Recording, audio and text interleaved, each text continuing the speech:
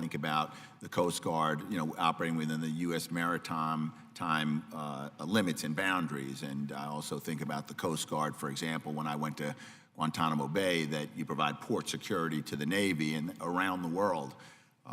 But I want to ask you about your operations in the South China Sea. In September of 2017, the Director for Intelligence and Information Operations for the U.S. Pacific Fleet raised concerns about the U.S. Coast Guard operating in the South China Sea.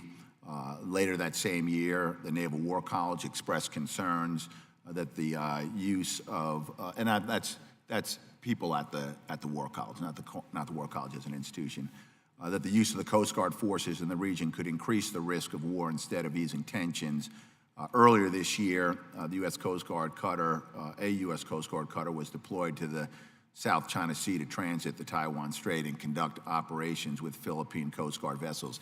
I mean, given the small size of your budget and the nature of your mission, can you sort of make the case of why that makes sense that the Coast Guard is operating in a way that looks more like a naval freedom of navigation mission? Congressman, I appreciate the question, and I'll try to keep this short. I would tell you, the Coast Guard brings unique capabilities, unique authorities. We are in the Indo-Pacific, South China Sea, AOR today with the Coast Guard cutter Berthoff. We will replace her in the coming weeks with a second national security cutter. We'll cover about 10 months of the 2019 calendar year. That's at the request of the four-star Indo-Pacific commander.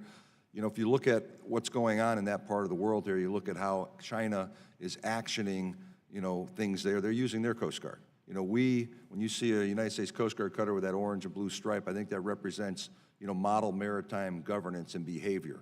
I think we are the gold standard. If you look across the world, including the China Coast Guard, they replicate that Hulse design here, maybe different colors, but they use that Coast Guard symbol to brand their service. I think having the Coast Guard there is a different tool in the kit. We have done some Taiwan Strait transits alongside a Navy combatant. We are in the presence. I think the best application of the Coast Guard, obviously when I send a ship to the Indo-Pacific Commander, the 7th Fleet Commander, it's to do the business as they see most suitable in that region. I think for us, I think the Coast Guard offers an alternative, not just we're below that threshold of war here a bit. We're looking to get out to the Oceania region here in the coming weeks with Berthoff with the successor ship. We were in training with the Philippines at sea doing search and rescue exercise followed by port calls. We are offering an alternative to an increasingly aggressive China. China is using force with their Coast Guard, with their military militia against Vietnamese fishing and Filipino fishermen. So I think there's a different thinking here when you bring the Coast Guard in there. We are a locally based, nationally relevant, globally deployed Coast Guard. Let me ask you this. Can I just ask this question? No, I mean, I think of the Coast Guard and you enforce the law of the United States, international law. I think about, for example, drug runners in the Caribbean, and you're engaged there.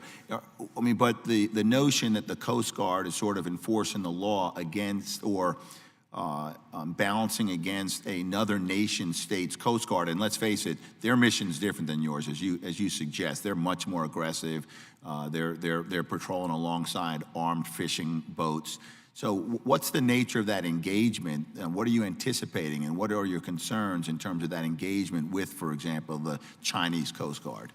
So I'm going to pull it out of the South China Sea for a second. Say, if you think about your Coast Guard, we're the face of the United States government in the Arctic, in the Antarctic, the high latitudes. That is competitive space. China's been up there 5 of 6 or 6 or 7 of the last 8, 9 years, projecting their presence. So I talk about presence, equal influence in that region. On a day-to-day basis, sir, we're representing about 5 of the 6 geographic combatant areas. We just brought a ship back from African Maritime Law Enforcement Partnership, helping the Senegalese, Ghana, the Nigerians develop capability to protect, protein sources from the sea as China and others are raking, through their waters and drawing more than 50% of their fish haul now off of Africa. In the CENTCOM area, I've got 350 coasties operating 6 patrol boats supporting the 5th Fleet Commander. So I think the misnomer is that the Coast Guard is a domestic nearshore coastal organization. We're a global Coast Guard. I mentioned in my opening statement, though, I get funded about $340 million towards those defense operations, contributing about $1 billion. So I think those are choices. I obviously serve the Secretary of Homeland Security, and then I serve, force provision to the combatant commander, sir. So that's the challenge. Those are the enterprise choices about taking, an insatiable demand for Coast Guard and allocating finite capacity against all those demand signals. Thank you, Mr. Chairman.